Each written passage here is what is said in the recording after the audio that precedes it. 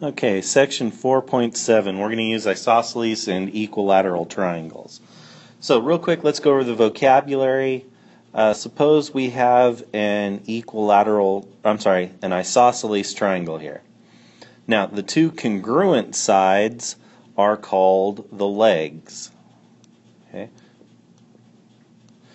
The non-congruent side is called our base. Between the legs is the vertex angle, and the two angles that are opposite the legs are our base angles. Those will always come in a pair. And the base is not necessarily always the bottom. If this were our isosceles triangle, then we would have our legs, our base right here, the base angles, and the vertex angle. Okay, so just remember the base is not always at the bottom. Alright, the base angles theorem tells us if two sides of a triangle are congruent, then the angles opposite them are congruent. So if segments AB and AC are congruent, then angle B is congruent to angle C. The way the proof of this works is basically you show that triangle BAC is congruent to triangle CAB. Okay, and we will do this in class together. The converse of the base angles theorem basically says that if you have two congruent angles in a triangle, then the sides opposite them are congruent. So opposite angle B is side AC, opposite side C is side AB. So AB and AC are congruent. So that is the converse of the base angles theorem. Okay, so example 1 is a really simple example. Let's do this. So in this triangle, we know that segments FH and GH are congruent. What would the two angles congruent be? It is always the angles opposite. Opposite side FH is angle G, and opposite side GH is angle F. So we can say angle G is congruent to angle F. Those would be the two base angles in that triangle. Alright, here's checkpoint number 1. Go ahead and answer that.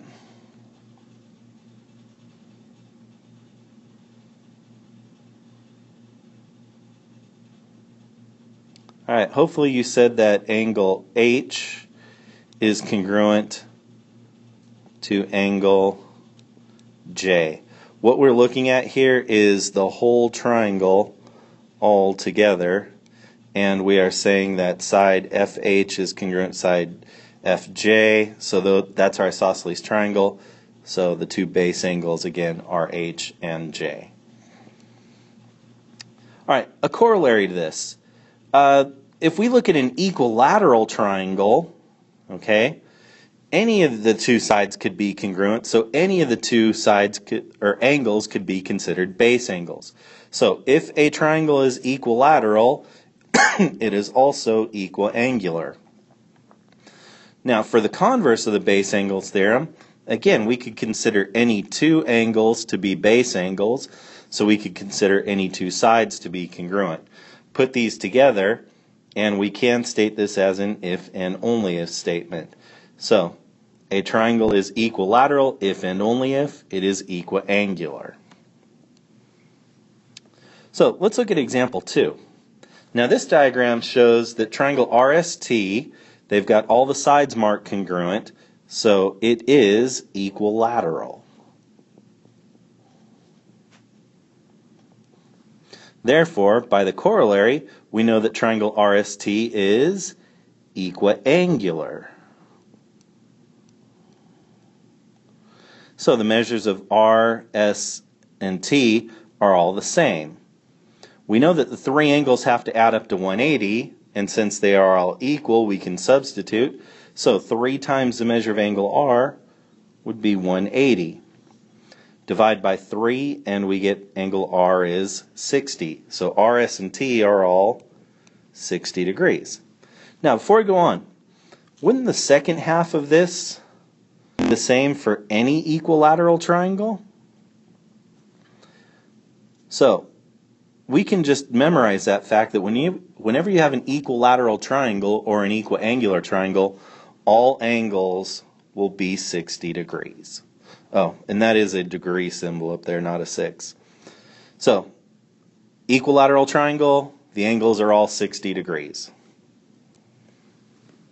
Go ahead and do checkpoint number 2. Pause the video, come back, and then check your answer. Okay, so make sure you're looking at the correct triangle. FGK is the small triangle here. So if FG is 15 and this is equilateral, then GK would also be 15. We also know that FK would be 15 too, even though they didn't ask it. All right, example 3, let's work through this, and then I'm going to have you guys do a couple examples that aren't in your notebook. I don't really like checkpoint number 3 or example 4. So, for this one, let's find X. Now, look at triangle JKL. If we focus just on triangle JKL, you will see that it is equiangular. Since it is equiangular, that means it is also equilateral. Therefore, segment KL is congruent to segment JL. Since JL is just equal to X, X is 8 units long. Now, to get Y, we are going to focus on triangle JML. Okay? And we can see that this is an isosceles triangle. So, because angle JML is congruent to angle MJL, I already have these marked congruent, we know that segment LM is congruent to segment LJ. So, again, triangle LMJ is isosceles. So, we know that LJ is 8 from the one that we just did. Okay, so LM is the same length as LJ. So substitute 2y for LM and 8 for LJ. Y is 4.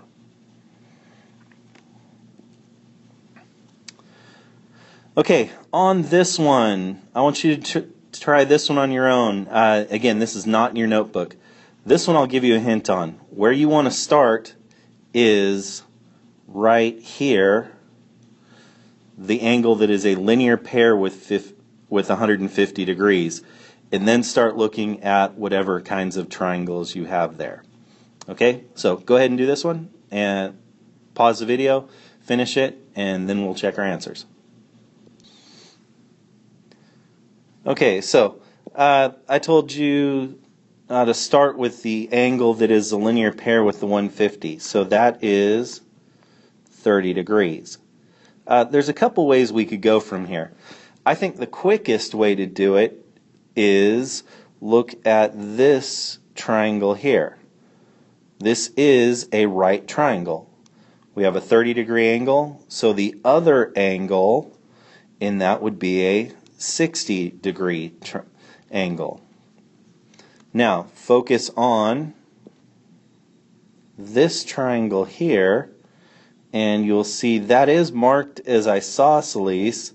So, we've already found that 60-degree angle. Now we can get this 60-degree angle.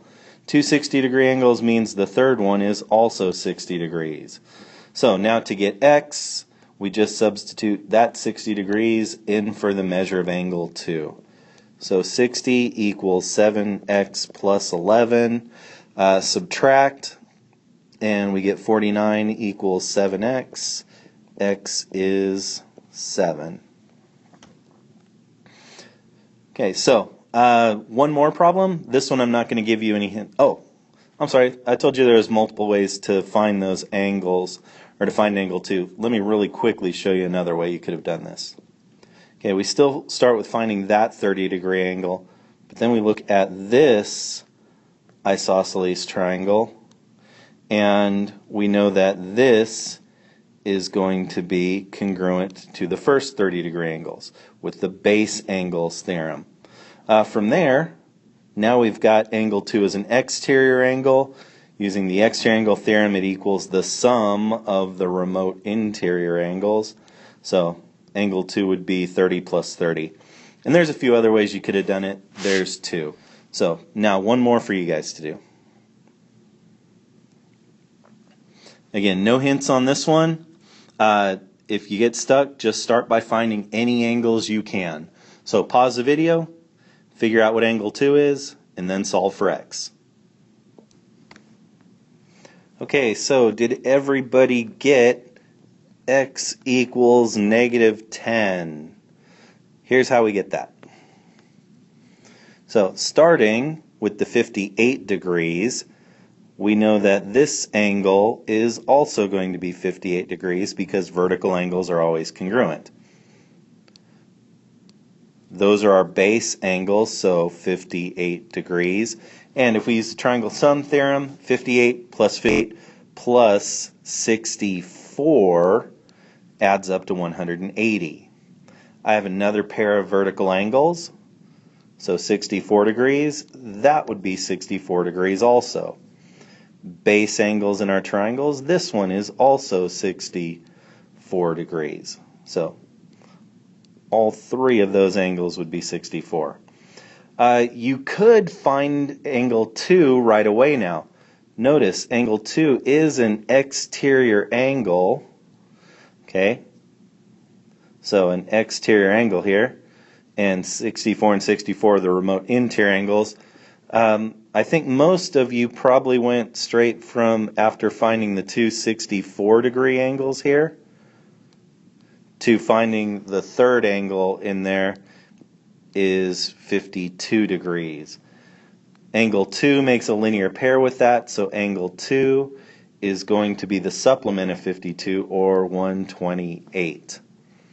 Alright, so again, this was the first angle we found, second, third angle, fourth angle, fifth angle, sixth angle, and finally 128. Okay, so the measure of angle 2 is 128. Let's substitute that into our equation. 128 equals x plus 138. Subtract 138 from both sides, and we get x is negative 10. Remember, there's nothing wrong with the variable being negative as long as when you plug it back in, the angle is positive. And when we plug negative 10 plus 138, we do get a positive angle. So that's it. I will see you guys in class on Monday morning.